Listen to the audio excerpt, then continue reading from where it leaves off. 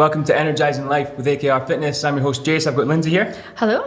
And Michael. Hello. Ooh, Sunday name. How are we feeling?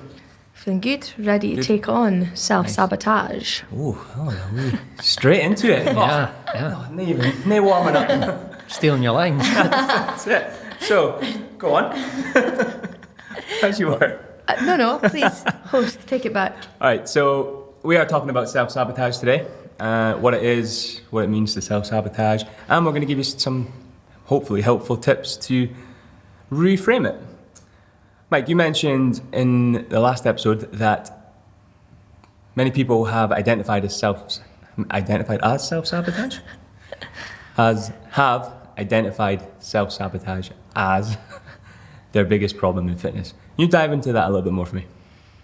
Yeah, well, we put out some surveys and it came back as a common answer, self-sabotage. So I'm curious, and with some of our members, I did sort of dive in a little bit more, and I just wanted to have a conversation around, like, okay, well, so what is self-sabotage? What does it look like, feel like? What does it mean? Is it a real thing or is it something else? I think often in, having been down these paths of like the self-help gurus and things like that, I think sometimes it's an identity people can give to themselves that isn't always that helpful. Yeah. And sometimes it's maybe something else. So I felt there would be value in chatting through some of that. I think it's like the thought process behind it is an action that maybe actively or passively the person does that prevents them from achieving their goal or anything in life. Yeah, it's so on the run up to this season, I knew we were going to be talking about self-sabotage, so I did a little bit of research, I tried to do a little bit of research. So I'm just going to refer to notes. Prepared earlier. So the first thing I wrote down was it's a bit of a mysterious term. Like I wish I could know why I'm doing this, or I wish I could just figure out this part, or I wish I would stop doing that. So there's a bit of mystery. Mystery? Struggling here. I can't say mystery. Oh, there it is. A bit of mystery around it. And I couldn't find any clinical definitions. They don't call it functional in the psychology world, I guess it is. So I thought I'd give a bash at defining self-sabotage. It's someone acting against their best interests and they see that. They've made a decision or some type of goal, and through their own behavior, either knowingly or unknowingly, undermine their progress consistently. I think the consistently part is key to that. And I would say I can definitely relate to that stuff. So I'm not saying self-sabotage isn't a thing, but I think the label might not be helpful. Yeah. And so we can talk about some other things that it might be. But yeah, certainly I've shared in previous episodes, I've had a history of binge eating, which is an ultimate way of feeling like you're self-sabotaging. I think just to put everyone at ease, everybody self-sabotages. I'll use that in air quotes for now. But everybody does it. Everyone has goals, and everyone shoots himself in the foot sometimes from time to time. So I think it's a natural part of being a human. So if you are listening to this and you feel, I do it all the time, hang fire, we've got some gold coming for you. Have you had any experiences? Can you think of anything on top of your head, Lynsey? I think it's funny because obviously we knew this was coming up, and I sat with my own thoughts on it, and I was racking my brains, and I was like, you know what? I think I'm more of a realist on it in terms of it does happen. For me, I think if you're prepared and you're clear on what you're doing and it aligns with your values, then you'll probably achieve what you want to. But in saying that, I'm very much on the YOLO kind of mode sometimes, like you only live once, which then lead me to think, okay, so at what point are the consequences, when do they outweigh the reward of when you self-sabotage, if you like? So I'm a bit sticky on it. Have you always been like that? Or did you learn that, or have you just always been? I think I've always looked at it like that. Yeah? Yeah. It's an interesting point. Yeah. The person who, so you guys know, I lean towards being quite future oriented. Lynsey leans a bit more to being present centered, and so the more present you are, probably the less likely it's going to feel like self-sabotage, because it was exactly what you wanted to do anyway. Whereas the future person was like, actually, I'm trying to go here, and today I did this. But I think we're probably trampling on some of the points we've got to come. So we'll get into the points then. Yeah, let's do it. All right, so we've got 10 tips or 10 ways of reframing self-sabotage. Yeah. Number 1, is it what you really want? Mike, do you want to give us a bit more on that? First of all, that's kind of what we're touching on there. Are you really self-sabotaging yourself, or is it actually what you really wanted to do? So that's one way. Yeah. Another way to consider that is it might feel like self-sabotage, but you wouldn't do it if it didn't serve you in some way. So again, when I was struggling with binge eating and trying to learn my way out of that, one thing that I'd come across was to consider, okay, how is that serving you? So in that example, maybe it's a release, maybe it's soothing emotions, maybe it's making up for a lack of calories and a restricted diet. So it's the behavior that you didn't want is serving you in some way, and it actually might be what you want. And another example where it can serve you is one of our members, when we followed up with them, identified this moment of self-sabotage that actually is a turning point for them, because it helped them realize what they did and didn't want. It gave them more clarity. It's the difference between thinking you know what you want and knowing what you want. And that's, for me, that was a massive turning point when in any self-sabotages, what do I actually want, or do I just think that's what I want? But also, is it what someone else wants for you? Is it your goal, or is it not your goal? Is it for societal reasons or parent values, or is it what you want? Is a massive, massive question. Searching for your why before you do it. Yeah. I think that one of the important steps for this one is asking, how is this behaviour serving me? Assuming that the behaviour that is deemed sabotage is a behaviour that at some level you don't want. So the question is, well, how is this serving me? What am I getting from this behaviour? Yeah, so it sounds like you're saying if you are self-sabotaging, you're doing it for a reason.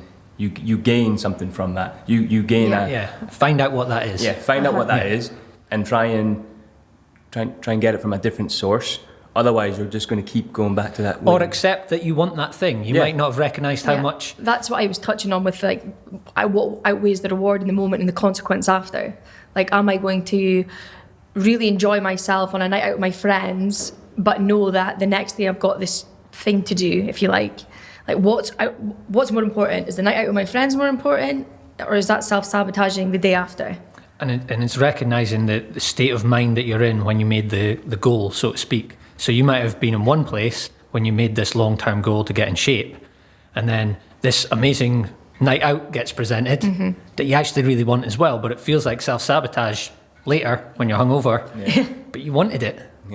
So I think there's just a little bit of insight, a little that people can look for to saying, like, how is this thing serving me? Yeah, I think for me, people tend to view self-sabotage as a subtraction issue.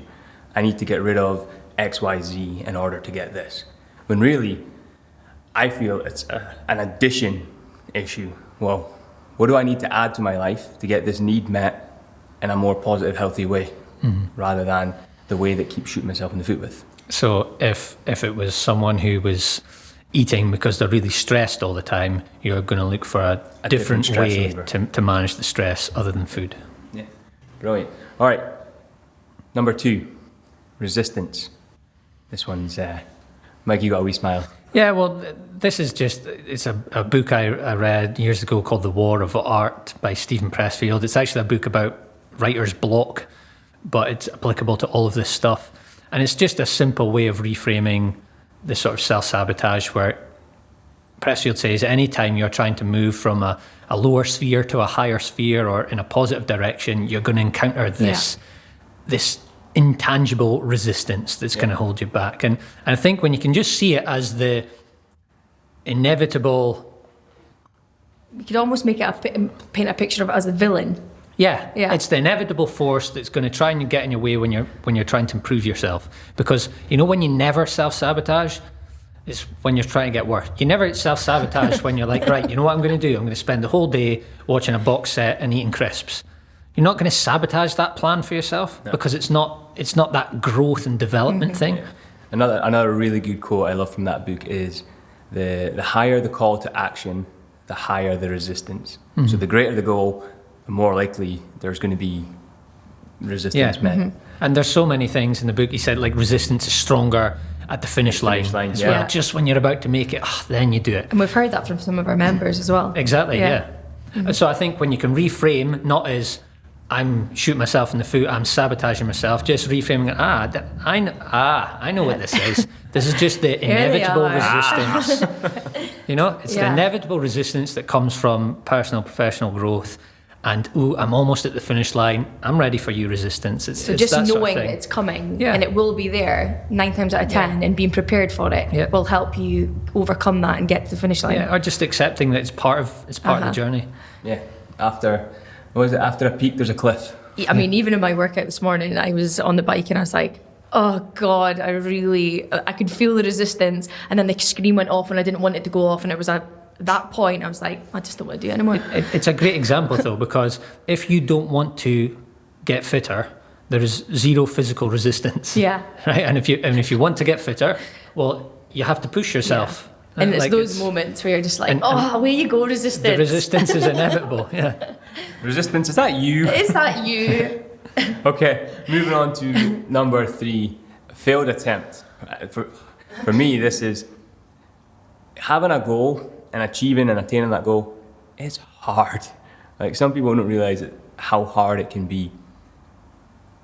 And it might just be a case of that didn't work for you the first time. And it's as simple as that, I feel. Yeah, again, it's part of the journey. I think going back to what I said at the beginning about the sort of self-help gurus, we humans have this narrative bias where we want to make things mean something and we want to fit it into a nice little story. So when something goes wrong, we want to explain it as, there's me sabotaging myself again or something like that. Where actually, if you're improving, if I tried to learn a musical instrument today, of course, I'm not just there's going to be setbacks and mistakes and things along the way. Yeah. You need to be patient with it, definitely. One example of mine, after I came back from traveling, I was living with my dad and I was cycling into this gym to coach each day. I remember being actually in a good spot, with my energy, my health, my fitness, my nutrition, and I'd written in my journal, I've got a lot of momentum just now, I hope I don't slip. And the next morning... Why did you write that? The thing is, those words on a page have no influence physically in the universe how that can work, And so, anyway, the next morning, it was dark and I was riding my bike in and my little headlamp had swiveled down and it was facing the ground. So I foolishly took both hands off the handlebars, was riding along, trying to fix this light, no-handed. In the dark. And I fell off my bike and I cracked my elbow. And it would be so easy to tell a story of, there you go, Mike, you idiot, sabotaging yourself again. The reality is I did something stupid and I fell off my bike. Yeah. No hands, trying to fix a light. Inevitable. It doesn't need to be this global way of viewing myself or telling a story about myself. I can say, geez, that was stupid. Like, let's learn from that. Were you able to do that in that sort of moment? Were you able to see it as a failed attempt and not like, everything was going so well and now that's it? Yeah, don't get me wrong. I did kind of look back and think, God, that's a bit weird that I'd written that in a journal. But I don't believe, the events didn't have to be linked. It's just in our nature to want to tell a story and find meaning in it. Yeah. And I think that's what people do. And I think then when you start saying, I sabotaged myself there, and do you remember when that happened last year or a few months ago? You start looking for examples, and what you look for, you find. Yeah, what you give energy to is it's what you're going to focus on. Okay, number 4, succumbing to gratification. This is the Ben and Jerry's theory, right? Tell me more. Yeah. So you have the whole tub. You can't have part of the tub. You have the whole tub, but you're going to regret it there. And then it's the self-sabotage of looking back, thinking I shouldn't have done that. Why did I eat that? You gave into it at that moment in time. Yeah, I think the point in this one is just normalizing it that we humans, immediate gratification, we take the path of least resistance. Yeah. We look for that gratification. So again, did you self-sabotage yourself? Or was it just the fact that you did what felt right in the moment? Kind of like what Lynsey mentioned earlier. Yeah. A lot of these will blend together, by the way. Yeah, they're similar. But it's about the story you tell yourself about it. It's like humans naturally crave sugar, fat, and salty foods. And ice cream is the ultimate sugar, fat, and salty food. Yeah, and it's really hard to say. It's really hard to say, I don't want this now because I want something that I perceive to be better later, next month, next year. And that's this in the psychology, they call it future discounting. That is that something is worth less to us if it's in the future. Mm-hmm. So they do studies where they say, do you want, £100 now or £110 next month? Yeah. And people just take the £100 because it's literally worth more if it's now in our mind. And that's the same thing with this immediate gratification. They've shown that we often view our future selves as a different person. Like they've done studies to show this, and they call this future self continuity. And the closer your relationship with your future self is, the more you can recognize how your actions today impact the you of tomorrow or next year or 10 years from now, the better you're going to be at resisting the immediate gratification. Whereas the person who has a much bigger difference, a bigger distance between their future and their current self and how they view their future self. For example, I've got a wedding in December, so what I'm eating right now won't really make a difference. Because it's not you that's going to the wedding, it's Lynsey of December. X months down the, yeah. And that's, so it's how can you do a favour for future you, And I sometimes find these things where I'm like appreciating my past self. Do you know, like you're maybe looking for something, your passport or something. I've got a brilliant example for this. Well, you're looking around and you think, I reckon I would have put that passport in this place. And you go find it and you're like, yeah, hey, well done, previous version of me. You've set me up to succeed there. You know? I'll go one reeler. It's when you put out a pint of water for coming home from the night out. So I've seen people who buy hangover food in advance. Because they're planning for their hungover self, and it's such a great example. Mm-hmm. Yeah. Another one is when you agree to do something, 6 weeks from now. Yeah, you agree to go to an event, you accept an invitation, you take on some responsibility, because it's easy to do it now because it's not you that has to deal with the mess. I've got that going on right now. I think everybody has got that going on. No, it's getting closer. And so again, just like thinking about this self-sabotage is one, you could try to improve the relationship or the connection between your present and your future selves. And the other one is just accepting that immediate gratification is always there. It's hard to overcome sometimes. And that's powerful stuff. That's so good. Moral licensing is number 5. Mike, tell us a little bit more about moral licensing. Okay, so that's when we separate things, we give them moral labels, good and bad. So a perfect example is food. Yeah, we've got a list of today. We've got a list of good food and a list of bad food. And the research has shown that when we do something that we perceive to be good, it then makes it much easier for ourselves to justify doing something that's bad. So dieters, I've been good all week, so I deserve this bad thing. In the studies, they gave students money. Actually, I think they asked students to imagine making a charitable donation, and then they give them some money and go out and buy something for yourselves. And the students that had imagined making the charitable donation, so they hadn't even done anything good, they just imagined doing something good, they then spent more money on themselves later on because they deserved it. Yeah. So again, in terms of self-sabotage, we'd probably be well served to drop some of these moral labels and stop describing that everything is good and bad, and then there's no licensing to be done. It gives you the go-ahead to then eat what you want, do what you want at the weekend. It's crazy, but it happens all the time. Even mixing it. So I had a workout this morning. So I'm going to get that pizza. It's just things like that. Maybe I've been there. Yeah. But see, for me, the workout isn't good and the pizza isn't bad. Yeah. It's more just doing what feels good to me. Like if I want to have the pizza, I have the pizza. If I want to have, like, if you can be morally neutral towards all foods and Switzerland. and take the labels off of them, then there's no bad food. You have what you want to have. Brilliant. All right, number 6 is a poor approach. Who wants to take that one? So this one's similar to moral licensing, or moral licensing could be an example of it. But did you self-sabotage, or was your approach just unsustainable? It was going to stop anyway. Yeah. So again, the person who eats 1,000 calories a day and trains like mad all week, It's going to be really hungry and sore. they're going to be hungry and tired. Yeah.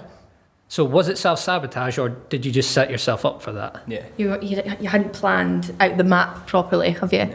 No. I think I've shared before, like a story when I did my PT course in Spain. I was into this sort of paleo diet stuff, and I was eating clean and training hard. And when we got to the graduation sort of ceremony, there was a barbecue, and I just ate and ate and ate and ate. And this is the day before I flew home. And it'd be so easy just to say, look, you worked hard for 6 weeks, you were about to go home, and you self-sabotaged. Mm-hmm. But actually, the breaking point was inevitable because I was doing something stupid. Yeah. I think another thing as well for this is putting yourself in the wrong environment, or not allowing yourself to be in the right environment. An example might be, say you stop drinking. However, that's how you and your friends all socialise together. Then there's a lot more at risk now, so you're going to self-sabotage. You've got the risk of losing your friends. Well, you need to be where they're at in order to socialise with them. You've got friendships, socialising, being a part of something, feeling valued, feeling loved. So you're putting a lot more at risk than it is just as easy as just stopping drinking. Yeah. So That sounds like it's close to your heart, Jase. I'm not a big drinker. I'm a recluse. And I think with the plan, so that part, we've said this one of reframing is it's a poor approach from the outset. So the approach could be you've done something dramatic and unsustainable. It could be you've made a plan, but you've not planned for the environments, like you say, Jase. Yeah. It could be like you've made a goal, but you didn't actually make a plan, or you made a plan, but that didn't involve scheduling in what you were going to do. So again, was it self-sabotage, or was it just a crappy Poor plan? planning. Yeah. It's I'll probably butcher this, the Mike Tyson quote, everyone has a plan until they get punched in the face. Yeah. It's brilliant, that one. It's like you plan to eat healthy all the week, but you didn't schedule to go to the supermarket. So what do? You order takeaways all week, and you say, "Oh, look, I've self-sabotaged." Well, no, you just didn't plan very well. That's all it was. Just don't give yourself the label. Procrastination's self-sabotage for me for this as well, and that kind of poor approach. Say you want to spend more time with your friends and family, but you don't plan that in to your week or your day, and then it doesn't get done, and that's You've not planned it clearly you're not enough. setting yourself up for success there. It's all right. Good. Number 7, a bump in the road.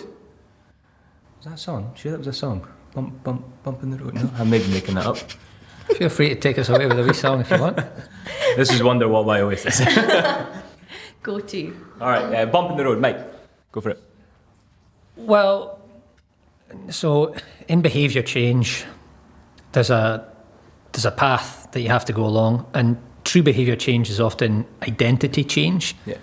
You have to you change how you see yourself, and we'll get into a bit, later in this season, some identity related stuff. But people often, we have a little graphic that we give to members now where they join that's showing this. People have seen these things online. It's like what you thought, and it's a straight line to the Success, finish line, to the goal, and then what it actually looks like. Scribble. And so what people do is, they come on this little rise, but inevitably there's a change curve, a change cycle that people have to go through that involves this dip and this downward place where you then have to sort of reconsider. To use your drinking example, people have to then begin to decide, okay, do I need to change a bit of my relationships here, or what's most important to me here, or there's a bit of soul searching and an identity crisis of sorts. Yeah. And so, is it self-sabotage, or is it just part of the journey, the dip and the cycle that you have to go through? You also have to realise what are you saying no to say yes to something else? So there's going to be things that you'll have to minimize in your life. Again, go back to that drinking one. If you want to stop drinking, I mean, as hard as this might sound, you might need to get new friends if that's how your friends socialize. Or you need to find a different way of socializing with them and getting that valueness from it. Or you keep drinking and decide that's more important. And that's more important, yeah. You see it all the time with our members, that whole bump on the road.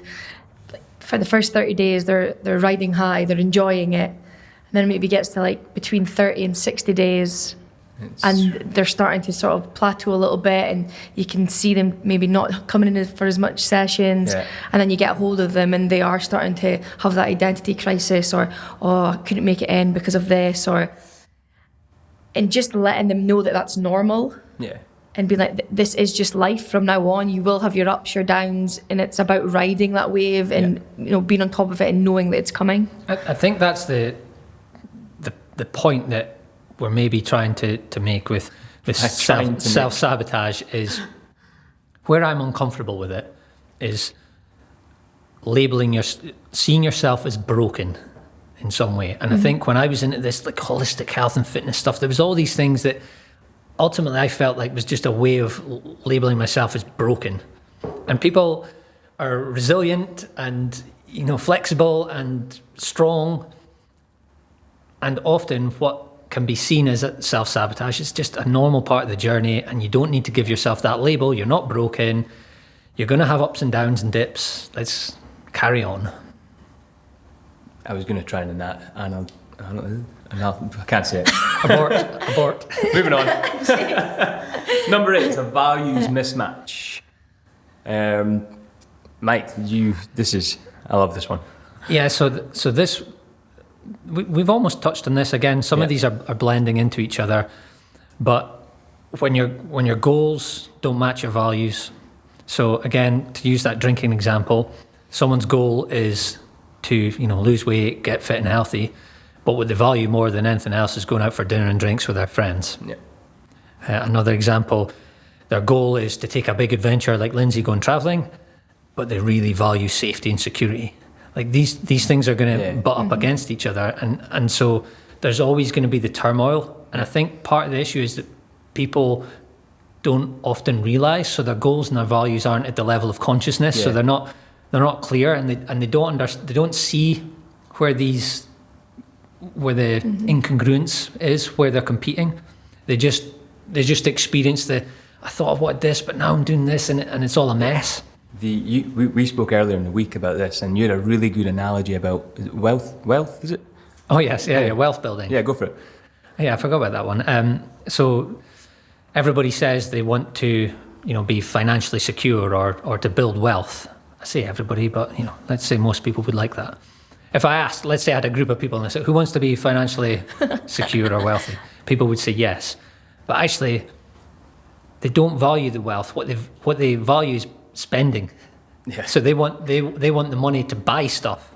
So that's a complete contradiction, because if you're wanting to build wealth, it's actually about saving and investing money. But people view that as like, what can I buy? Yeah. So if you say you value wealth, but you're buying a new pair of trainers every week, well, that's a bit of a mismatch. Is Lynsey still looking at me? We have these conversations all the time with members about their values and it not matching with what their goals are. And it's almost like trying to find the balance of, okay, so how fast do you want this to make the change? That's good. How fast do you want to get to that goal? And can you strip away something that you enjoy for this period of time? Or are we changing the goal here? Mm-hmm. Yeah. There's another little example I can give that maybe some of the listeners will be able to relate to.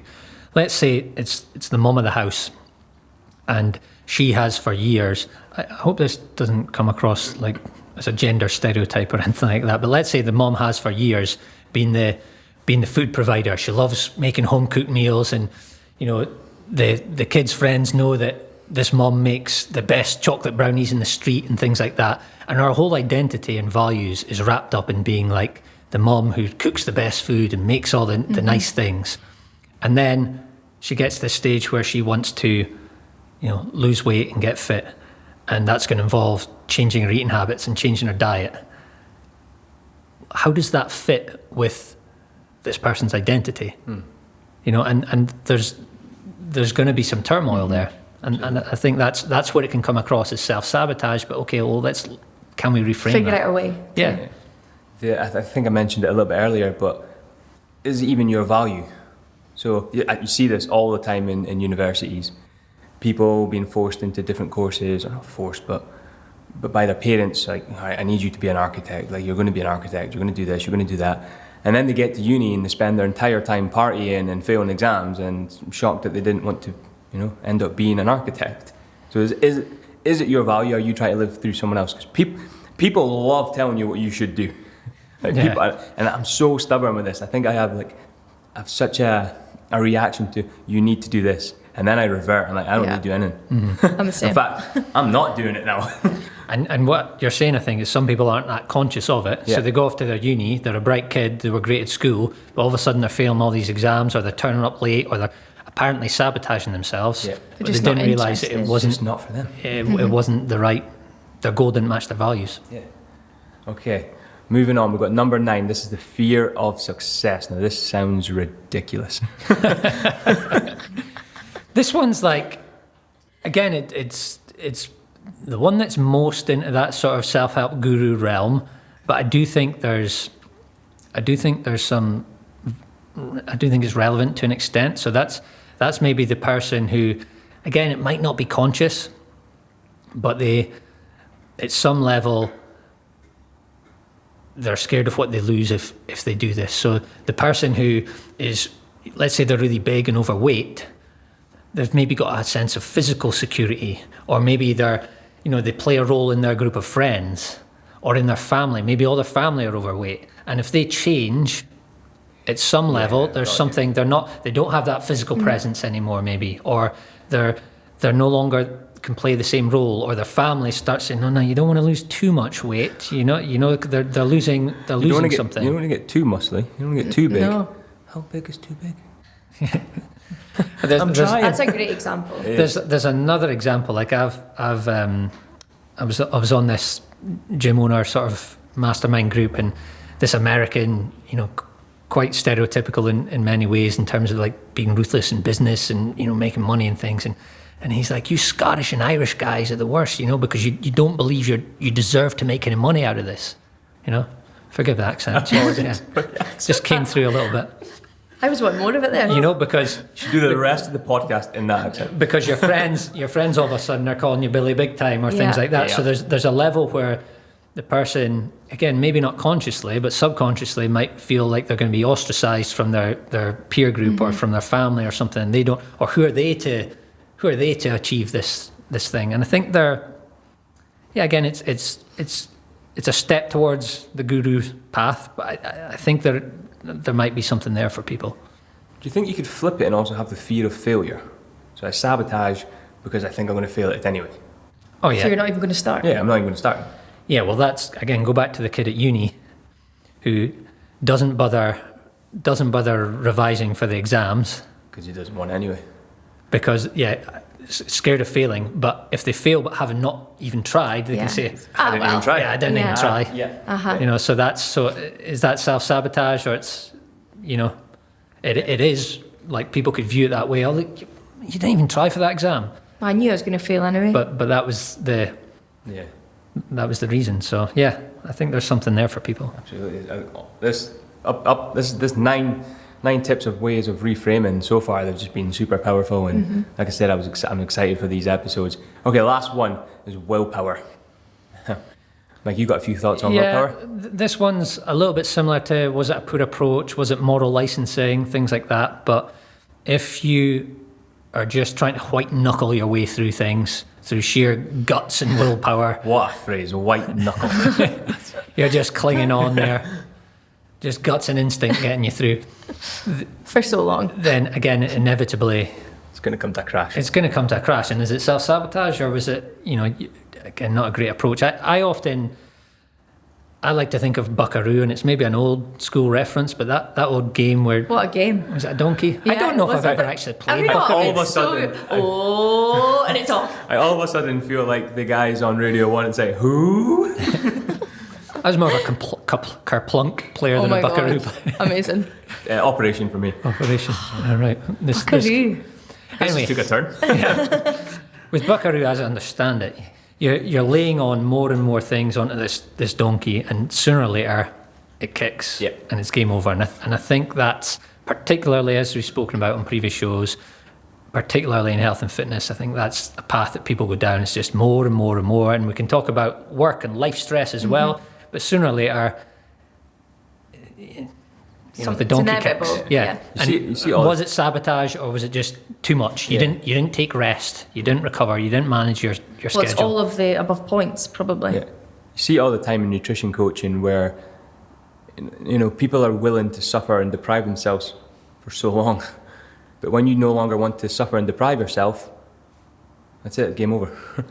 And again, so the person that does that repeatedly, they might be kicking themselves and saying, I was making such great progress. Why am I always sabotaging my efforts?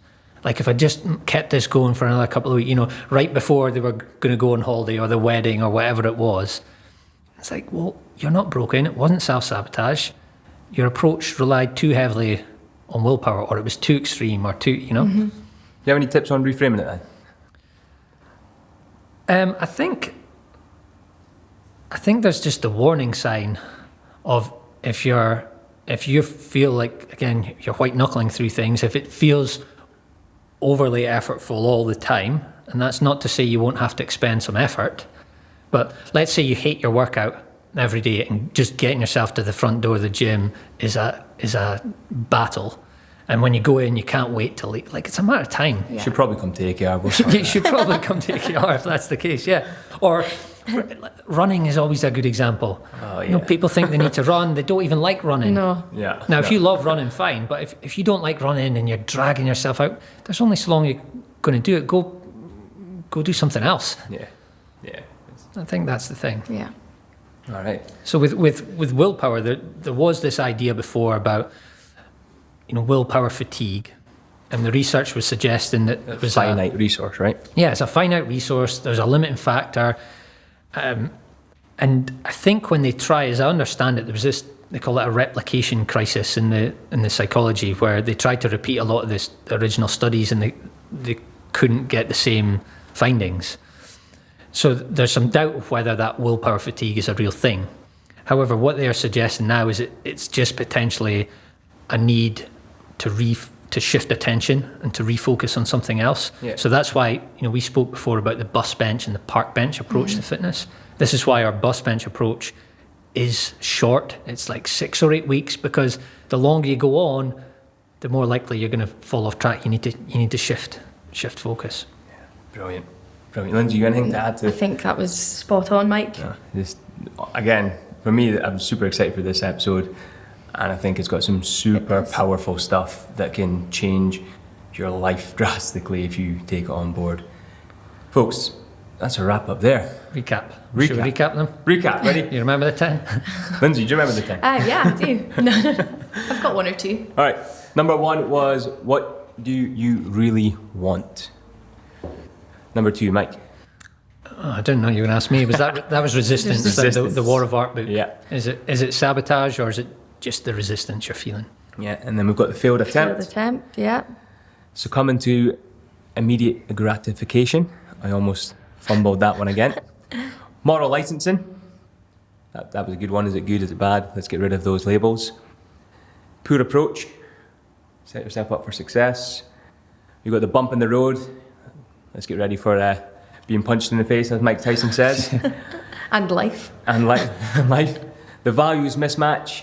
Fear of success. And then finally, we just spoke there about willpower. Anything to add to any of these? Anything you want to let the listeners know, or the viewers? Hello, viewers. No, I think we're good. I think Yeah. the risk of repeating myself, yes, I think the experience of self-sabotage is a thing. Is a thing, and it's there for everybody. But I'm wary of just putting labels on yourself that's not going to help yourself. So let's look at the 10 and think, can I reframe this experience? Is it, rather than a global thing and a reason I can say that I'm broken, is it just something else that I can resolve, I can work on, I can practice, I can get better at? And be aware that it's always there. Yeah. Yeah. It's often really straightforward. It's just hard finding that thing that it's causing you. Folks, if you have got anything out of this episode, we would appreciate if you take a screenshot of your phone, pop it up on social medias with the hashtag Energising Life Podcast. Save it, share it, send it to a friend that could help. We'd be massively, massively grateful. I think this episode's got so many powerful points in it. So thank you both for your thoughts and your feelings. For anything else, folks, head to our website. It's akrfitness.com, and I guess we'll see you in the next one. Thank you.